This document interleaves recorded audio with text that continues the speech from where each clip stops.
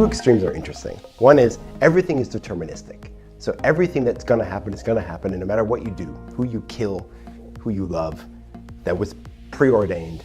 So it's not really your fault. The other extreme is it's all random. So it's also not really your fault.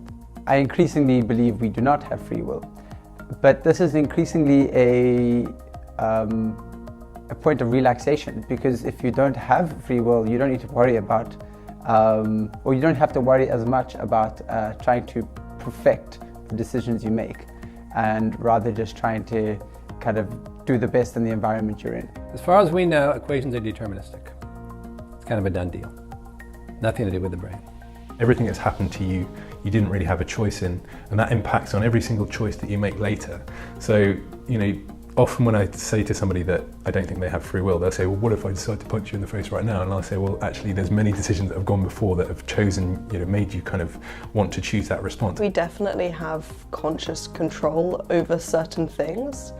I think there are definitely systems in our brain that think faster than we are consciously aware of them.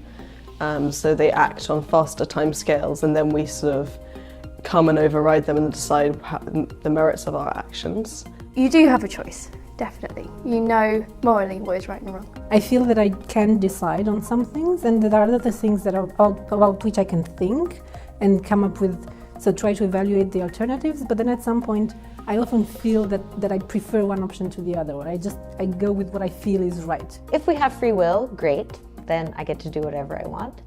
If it turns out we don't have free will and it's just all an illusion, it still means, in a way, that I can do whatever I want, because anything I do is predetermined. It's not really my fault or my responsibility. So either way, I'm free, because in my personal, subjective experience of life and of the universe, it doesn't matter whether I truly have free will or if it's all just an illusion and I just think I have free will. Then it means either way I get to go about doing whatever it is I want to do.